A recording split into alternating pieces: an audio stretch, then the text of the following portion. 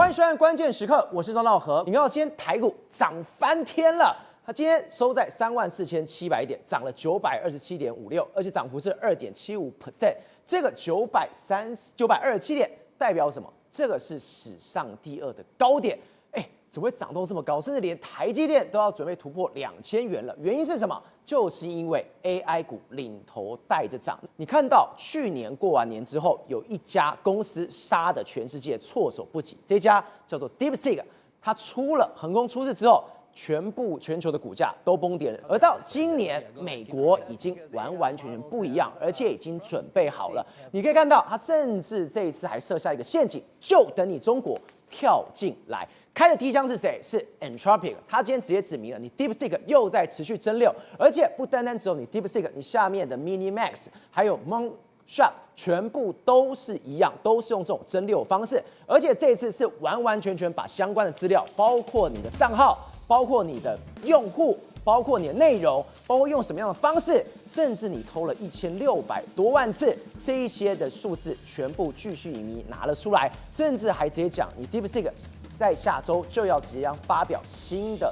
程式出来，而且你用的竟然还是辉达 Blackwell 的晶片，地点就把它藏在内蒙古的资料中心内。你听到这个地方已经头皮发麻了，因为你美国掌握资料怎么会到这么巨细靡遗，而且直接把所有资料给公布出来呢？很明显，他就是冲着中国而来，他就在跟中国来威吓。今天这场 AI 之战，你做什么，我全部都看在眼里。好，我们现在来介绍今天的来宾。第一位，财经专家黄世聪，大家好；时评员张宇轩，大家好；专业专家林廷辉，大家好；资深社会记者王瑞德，大家好；桃园市议员黄敬平，大家平安；好，最后资深媒体人吴正峰，大家好。钟哥，真的是太精彩了！去年全球被 DeepSeek 杀得措手不及，那时候我说台股崩了，吓死了，没错。好，最后骗子一个蒸馏。结果我想说，今年过年完之后，大家也在防着这件事情，没有想到美国真的是 stand by 好，做好了全部的准备，而且这一次 AI 大战最有趣的是什么？美国率先出招，这一招真的是杀了中国措手不及，陷阱它整个掉下去了。对，没错。实际上我们去年都记得非常清楚，在过年之后呢，这个台股大跌，美股也大跌。为什么？因为 DeepSeek 横空出世，说我们用很便宜的价格训练了一个跟美国媲美的这个技术。对，当时美国被打的这个措手不及啊，全世界都慌了。对他们想你怎么做了这么多呢？但事实上，美国马上就了解啊，原来你是这样搞的啊，你是用蒸馏的技术啊。什么叫蒸馏技术？简单就是你是把美国的技术当成是师傅，你用这样偷学我们的技术。所以呢，今年中国也发表了很多新的这个软体啊，但是问题是美国股市没有崩跌，反而是这样。现在呢，美国一家新创公司叫 Anthropic， 它是美国第2大的这个所谓这个模型公司，仅次于 OpenAI， 它就直接状告美国政府。他说什么呢？我们发现中国3家人工智慧公司，一个是 DeepSeek， 对，一个是 Moonshot， 另外是 Minimax， 他们用大规模的非法活动试图窃取我们 Cloud 的功能，改善他们的模型，然后这些实验室透过24000个诈欺的账户，还有 Cloud 超过16000个交互的这个服务，然后违反了我们的服务规则，还有这个区域的存取限制啊。而且你看到24000个账户，1600万次的交互，对，完全清楚。对，这次美国是怎样？我觉得美国从去年被你倒打一把之后，他知道我要布下天罗地网。对，就是我现在开始查你，你到底是怎么学的？因为 AI 目前为止是变成是中美之间作战的一个重点。但是他们无论如何，谁要发展 AI 的时候，赵和他们要用谁的晶片？台湾的晶片，对啊，台积电的晶片，对，所以为什么台积电那些硬体股继续大涨？今天就讲到，今天台股来说，不是创下历史新高吗？收在34700点的这个历史新高啊。对，各位啊，我们之前才说台股去年的时候才2万多点，我们早就跟他说台湾股一定往上了，一定大好。你看现在已经来到34000，都快3万5了。台积电今天就已经来到收盘价是1965块，要破2000了。对，我们之前跟他说台积电一定可以破2000，看果然也快到了。所以为什么？因为大家都要用台积电的晶片，他们中美2国的软体大战又要用到我们台湾的晶片，台湾的 AI， 所以台湾的 AI 非常好。而且松哥这一次美国真的是够狠的，跟过去完全不一样哦。是，去年我跟你讲，中国突袭式的给你一拳，我流鼻血了。对。美国加倍奉还。是，这次除了 Anthropic 去直接指控3家公司之外，用了什么之外，让我觉得最 shock 的事情是什么？他连你用了什么晶片，对，晶片放在哪里，对，他完完全全巨细靡遗的。对，我觉得这次是美国是不演的，为什么不演呢？就像刚才赵和讲的，去年打我一拳嘛，打我一拳的时候，我可能昏了好几个月，然后醒过来，原来你在搞这个花样，好，所以美国这次是布下了天罗地网。他布下天罗地网是说，他不只知道你怎么学，他连你在哪里学，你用什么学，他都知道非常清楚。我跟你讲，这一次是 Anthropic 出来控告，对不对？那事实上之前 OpenAI 也有骂过，说你们这个真的太夸张。好，那美国这次就调查非常清楚啊，他说，据官方透露说，尽管美国禁止使用这个英伟达的这个晶片到中国去，但是中国的 DeepSeek 仍然用高晶片训练的人工智慧模型。对，虽然说，你这个 DeepSeek 一直说我们都用华为，没有，你们根本用的就是我们辉达的这个晶片。好，那他又说什么？他预计在下个礼拜发表的这个模型来说，是在辉达的这个平台上面训练的。然后它最先进的人工智慧的 Blackwell 晶片可能违反了美国出口的相关规定，他都给你讲出来了。他连你下周就要来发表新模式、新平台，他都知道。对，那他说什么？美国认为说你会故意移除掉你使用这个美国的 Blackwell 的这个晶片，那 Blackwell 晶片的这个痕迹你把它弄掉之后，他就说，而且这个 Blackwell 晶片可能集中在中国内蒙古自治区的资料中心，就在这里。对，他连你在哪里都知道。照我简单的说，因为放在这个地方，内蒙古那么远，你美国看不到嘛，就没想到美国还是知道了。对，所以现在就有人怀疑说，哎呦。美国是为什么会知道？难道在这些 Blackwell 晶片里面，后面真的隐藏着我们不知道的追踪码？哇，完全被抓到了，或者是后门城市在这边。好，那我觉得这也是警告你说你不要以为我不知道，其实我知道。好，那另外一个就是说，他现在也不演了，他就直接跟你说，你说你中国多厉害，我跟你讲，你别帮了。为什么？他们就直接指控你，他说你用什么蒸馏技术？那蒸馏技术是什么意思呢？他就说他直接就指控3个哦。他说 DeepSeek 也是这样做，然后这个 Moonshot 也是这样做，然后 MiniMax 也是这样做。然后他们怎么做呢？第一个，他们会开大量的账户，然后不断的问他问题，一直问，问的次数非常非常多。我们不是说他有这个 DeepSeek 的话已经问了15万次，对不对？然后这个 Moonshot 的话有340万次，然后 MiniMax 有1300万次这样一个状况。好，他做什么呢？他问他问题，譬如说，我现在DeepSeek我要知道什么？我要知道你的这个你的训练的模型是什么？我只要知道你幕后的训练方式模型是什么，我就是要偷你这个东西，我就直接抄答案就好。对，没错，根本不用去想答案，问老师问题，把老师的答案拿来，没错，我就变成老师了。没错，他的意思就是这样。那譬如说木下他什么？他要 AI agent 嘛，还有推理嘛，还有电脑视觉，所以他就一直问他这些问题。一直问他，就把他的这个大概的这个东西，我大概了然于胸。像这个 MiniMax 来说，它主打什么这个 coding 啊，还有包括说这个所谓的工具使用，他就一直问他，所以等于是说他一直问到让这个 Cloud 发现到说，你根本就在偷学我嘛。而且里面最坏是什么？他说其实是 DeepSeek， 对，他说他15万次啊，人家是340万次、1000万次 ，DeepSeek 没有怎么样。对，他是里面最可怕的。他竟然是什么？被指控手法最精密，而且还特别训练绕过政治审查的能力。对，没错，我就直接用你这个模型训练我的模型，所以训练出来当然会成本很低啊。松哥，我这样一路听完之后，让我觉得最细思极恐一件事情是 ，Anthropic 知不知道？他一开始绝对知道。对啊，去年被杀的措手不及之后，我早就盯上你。是我们刚刚谈哦，有1600多万次哦。对。他在收集什么样的资料？他真的在设一个局，然后让中国真的傻傻呆呆，真的跳下去。当然，因为他知道目前为止中国跟我拼嘛，好，所以我就看你怎么。而且你看，他已经为什么？你看已经经过1年，他为什么今年才做出来？就是他知道你这样做，但是好，我们也不要嘛，因为为什么？我们要指控你这样做的时候，我要有人赃俱获嘛，对，我要有很大量的资料。所以你看，他就直接把你用了多少账户，你用了多少次，他就直接跟你讲得非常清楚。你怎么赖，你赖不掉。然后他甚至还往上游去找，你在内蒙古做，而且你用的是 Blackwell 晶片，对，他直接就跟你讲啊。我跟你讲，他这要做什么？我跟大家说好不好？他这也是接下来要跟习近平谈判，就说好，你因为中国要发展这个 ，OK， 那你要怎么发展？我们要怎么规范？所以说这都是一系列好。那我跟大家讲，事实上中国今年来说的话，不是说春晚他们也是非常开心嘛？说啊，你看我们中国春晚上面来说，不是有这个 AI 机器人在那边跳舞啊，然后他们武打这个动作很赞啊，我们中国的机器人崛起啦，我们还领先世界，遥遥领先啊。我们台湾人有很多人说遥遥领先，我们都遥遥领先。可是问题是我们跟他讲，到底有没有遥遥领先？我跟他说。这个经济学人就直接一个报道，对，他就说什么，他就直接就说这个所谓经济学人的报道里面，他说这些机器人搞不好最后都会浪费掉，而且无用的投资，这是一个昂贵的科技泡沫，对，没错，没用的。他说 Who will buy them？像人也卖啊，没人也卖嘛哈。他为什么这样说呢？他就说没有错啊。中国现在有很多人在这个如果你去中国长江三角洲或是各地，你会看到说，好像迎宾是个机器人在那边给你迎宾。可是问题是，你除了迎宾之后，你能够做什么？那你知道这迎宾机器人一台要多少？要10万块人民币啊！但是为什么他们要请呢？因为我只能够用月租的方式，月租就2200就可以买到一个这个很吸睛的这个所谓的这个礼宾客啊。所以他就只能把手伸了起来，对，握手，对，什么时候不会做？对，但是问题是它很吸睛嘛，所以你会愿意嘛？好，那为什么会愿意呢？因为很简单，因为这有政府的补贴。我跟他讲。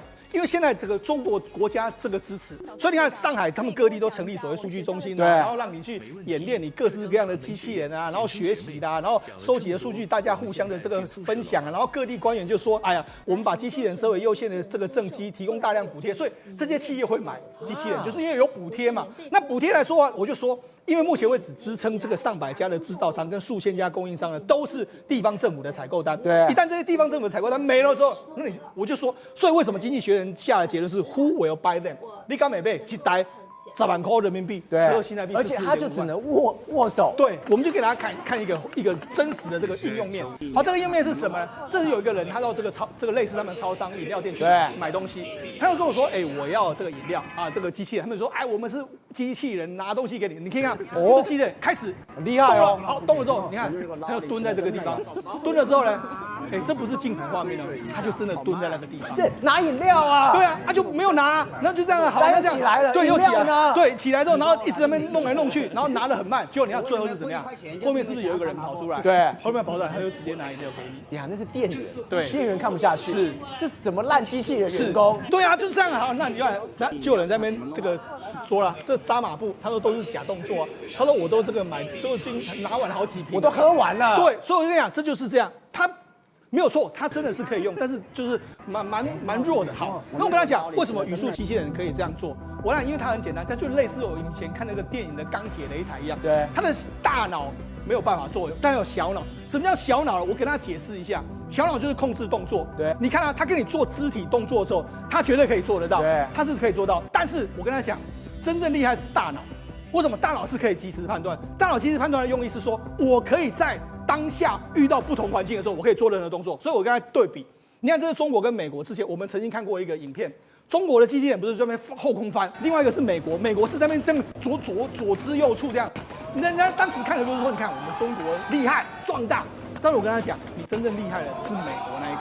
对，为什么是美国那一个？你看他似乎是往后退的时候，你看他是真的不稳，对不对？但是你看他就类似我们人的动作，他就自己了，会稳住。对，中国那个就是固定动作，所以固定动作没有什么难的。但是你要能够做到微调，你今天你真的不稳的时候，你可以微调，那个才是真正厉害。所以这就是中国跟美国机器人不一样的地方。好，为什么我说这个微调很重要？我们给大家看特斯拉，特斯拉就是微调非常重要。我们都说，中国的这个汽车高大上，但我跟他讲，特斯拉厉害。你看这个车，它突然就转了。你想说这个特斯拉好弱，但是你要从后面来看，照你知道，因为后面要追撞了啊。追撞你，他不仅看到前面，他连后面都侦测到了。你看他后车厢，他的后照镜是不是看到人家对撞？他是因为他在开的过程，你看到开的时候为什么他突然间，你看突然之间就转不过去？为什么？因为他看到后面有车要追撞哦。所以我讲这才是真正难的。我讲大脑要及时判断，这个其实才是最难的。好，另外一个，他也是一样。特斯拉在这个美国的路上里面来说，他看到原本一堆车在前面，因为这是Waymo，他们就好像当机，就没想到你看这次特斯拉就马上绕过去，所以它就是厉害的地方。所以我跟你讲，真正看Mega的时候是要看这些东西，所以你要从这些东西你就知道说，为什么美国要把台湾捞得紧紧的，因为他知道你中国到最后你绕不开的是什么？一个是你要美国的技术，对，再就是说你要台湾的晶片，所以就这样子。好，那好，这所以不难解释啊。你看这个美国的商务部说什么？他说了，你看。他们的这个新闻稿里面呢，他说，2025年对中国的贸易呢减少了大概934亿的这个贸易的这个逆差减少943亿。对，那你想中国减少，一定有地方增加嘛？那谁增加？你看台湾的贸易逆差增加到730亿。简单来说，今天对中国少了，变成台湾增加了。今天越打中国，台湾越获利。对，就是这样一个局面。你看啊，中国减少的几乎就是台湾增加的部分。就是这样。所以为什么这样？因为很简单，因为过去很多东西的确台湾这个我们自己没有生产，所以我们都在中国生产，从中国出货到美国去。对。但现在中美要切割的时候呢，我们不能用这样的方式，我们就直接从台湾出口到美国去。所以现在就变成是这样一个情形。所以他就说，你看。中国经济走下坡的时候，面临到美国出口锐减的窘境，然后其他国家正填补这个美国的这个中国商品的这个缺口，包括台湾、越南、墨西哥还有印度。那美国最重要的贸易伙伴来说的话，是非常这个税率非常低，所以台湾只有3.5%。所以我跟你讲，谁是这个台湾是最低对3.5%，没错。那我就跟你讲，谁是递补中国进口下面最大的赢家，就是台湾。所以跟你讲，我们所以我们才说，在中国往下滑的过程里面，你看台湾反而是往美国的这个消费是增加，贸易是增加。那增加在什么？当然就增加在 AI 上面，就是这2-3年来说，增加那么多都是 AI， 所以我们那么多 AI 卖到美国去，所以才会看到说为什么今天台股能够写下新高，主要原因就是因为真是有扎扎实实的业绩面在后面当后盾。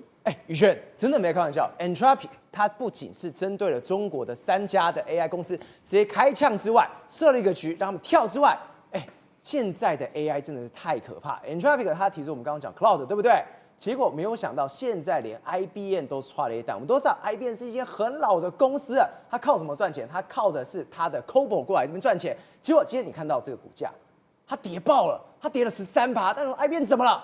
没有想到 AI 真的也要把 IBM 给灭掉了吗？照我这个消息一则一喜一则忧，喜的是什么呢？代表 AI is real。我们一直在讲 AI 到底是真的假的，因为现在已经跟你讲说，包括连老牌过去传统这个所谓的 COBOL， 它到底是什么呢？你是会去银行用那个 ATM， 对 ，ATM 里面的这些运算系统，大量的数字，还有包括它内部记账的系统，以及所有现行大概全世界呢80%、90%金融系统最底层的这种基础元就是 COBOL， 全部都是用 COBOL。但到底今天的 Anthropic 它做了什么，把这个 COBOL 呢，我们讲甚至是 IBM 的股价吓到突然间跳水？理由很简单，我请问一下哈，我们刚才讲这么多 COBOL， 对不对？但是你有最近看到像这样子的吗？这是什么？古老的这种机房，像这种什么360的啦，这种旧到不行的，又大又呆的。现在这些东西都还在全世界哦，对 ，COBOL 还在用哦，对啊，这么笨重的电脑，这么笨重的系统都还在哦。对啊，那我问你嘛，你平常在日常生活中，比如说像这种大型的主机，早期的到这种旧型的这种我们讲的呆的360，以及像这种大头电脑，你还有在看到吗？不是啊，我们都是手机打开金融系统。直接 App 一打开就可以使用了嘛？对。那问题是今天到底 Anthropic 取代的是什么呢？也就是 IBM 它把 COBOL 这种古老的程式码变成新的这种 Java，这种过渡的过程当中，以前你知道吗？可能要40-50个工程师，对，一大堆团队，甚至数亿元美金才能慢慢的把它更新过来。就 Anthropic 说我不用啊，你用我的 AI 啊，我的这个 Cloud AI 哈 ，Coding 的 AI， 3个礼拜就帮你搞定了。3个礼拜，人家可能要10年的东西，花了好几亿美元的东西，我3礼拜把你处理掉。对，现在最可怕的在这边嘛，所以你看，这就我们讲了哈，它的整个商业的模式，你就可以了解到说，为什么这一次 AI 打击那么厉害。你看到这一台一台很笨重哦，其实它现在有演化到最新的，也就是我们讲的。我跟大家解释一下哦 ，IBM 它整个营收的规模是这样，它一年大概赚650亿美金。对。但其中我们刚才是不是一直在讲到这台第4季，对不对？这一台大概在第4季 Q4 占了50亿美金，所以你如果推估全年的话，它大概占了200亿美金。所以你知道代表什么概念吗？光卖主机硬体其实就1/3。但真正问题在哪里呢？如果我今天免费升级到所谓的 Java 哦，从 COBOL 升级到 Java， 也就是你现在手机用那个 App 的那个语言很 easy 的话，那我是不是就不用买你这一台？对。那我不买你这一台之后呢，来，它剩下的另外一部分1/3的营收，你知道来自哪里吗？顾问。那我是不是顾问该找谁？我该找 Google 啊。对。我找其他公司啊。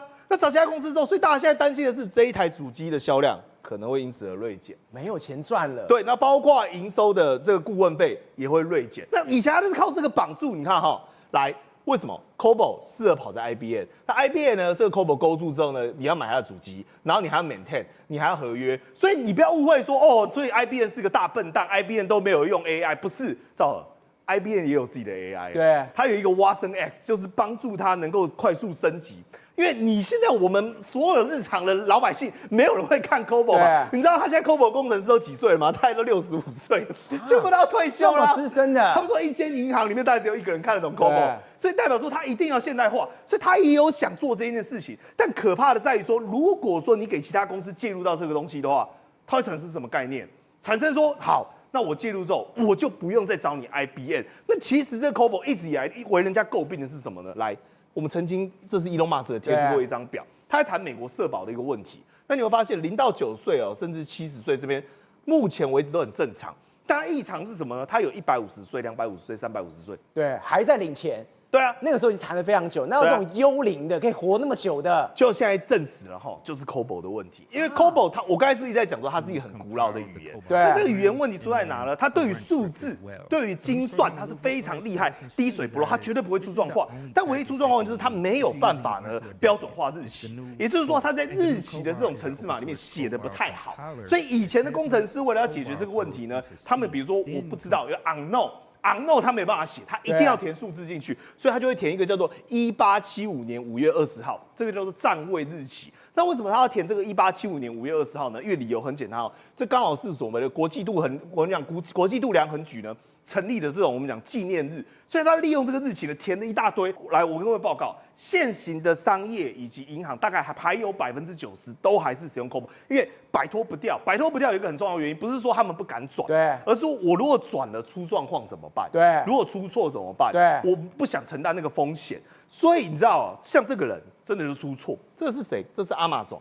阿马总他是不是用全新的 AI？ 他一直想要利用 AI 呢，把工程师全部都给干掉。还是自己的 AI 哦。对，这是他内部自己在使用。他用一个叫 Kiro 的，那这个 Kiro 是干嘛呢？这是 AI agent， 他是专门做工程师的工作，帮忙他们更新软体呀，甚至排错啊等等。结果呢，他们就是放心的放手让他去做。结果呢，因为他只要工程师按许可，他就可以跑嘛。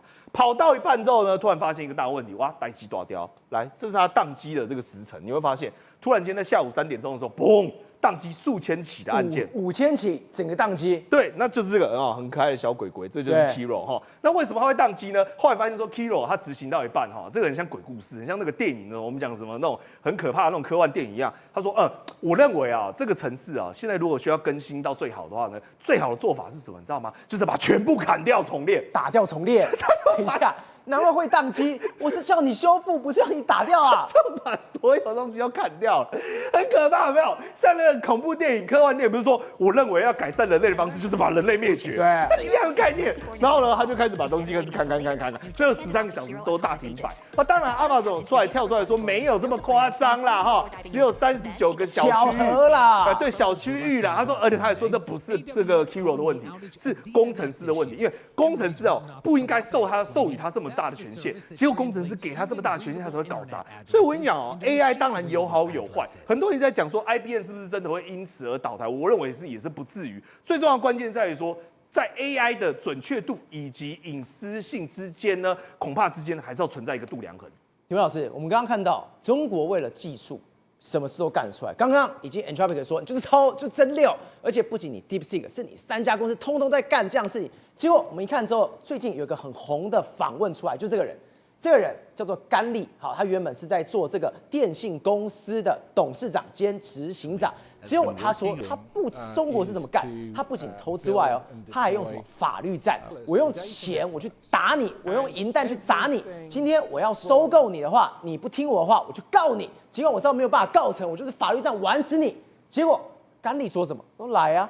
他说他为此不收购这件事情，竟然已经花了台币11亿的诉讼费了。对，这个可能还没有结束而且甘利他咬牙切齿的说，其实对中国来讲的话，长期就也是一样，2手策略，一手弄胡萝卜给你。你知道他中国曾经开出一个价码，就是70几亿美元对，要给他，然后告诉他说，你所有东西全部都弄到中国去。然后呢，另外来讲的话，如果你不服的话，他就开始告你，告到你死的意思。也就是说，运用了美国的或者是说西方国家的一个民主机制来出征你。对，那事实上是什么其实我们的故事大概要简单的说明一下因为甘利他本身来讲的话，他在2022年的时候，他那一家公司就是Rivada Networks 这一家公司呢，去入主了这个德国的有一家公司的这个相关的就是 K 波段的这样的一个公司。对，那这个 K 波段的公司，它其实基本上德国本来这家公司呢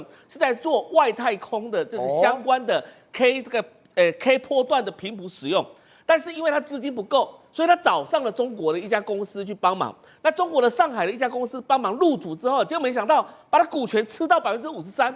也就是说，他要主导这个东西。对，那你这家公司在做什么吗？其实他们就在做外太空的所谓的卫星跟卫星系统当中的联系系统。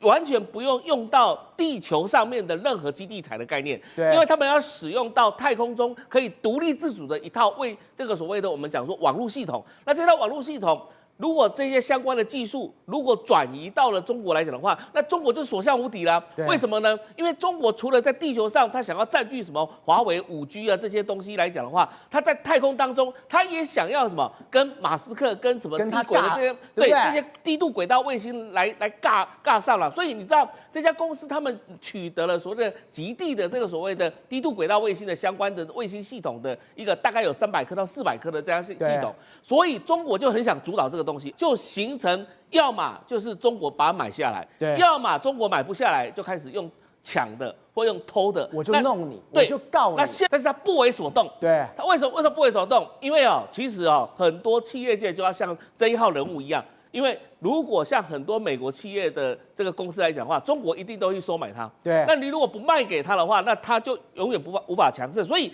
甘利要跳出来说明的意思就是说，我今天为了这些事情，我已经花了3600万美元的诉讼费，对，跟中国周旋到底，而且呢，中国还是一直在上诉，你知道吗？那问题是什么？对，还一直来，然后找各种麻烦，搞这种事。那为什么呢？因为就是你不卖给我嘛，对啊，而且你看他卖的价格是多少？75亿美元呢？其实对他来讲的话，我拿了75亿美元退出这家公司，我是不是好好过日子就好？对，但他不要。那这时候呢，他宁愿跟他中国周旋到底，所以他对外要说明一件事情，就是说中国其实有各种手段，要么就是买，要么就是抢，对，要么就是偷。那今天来讲的话，还有告，对，他就是告。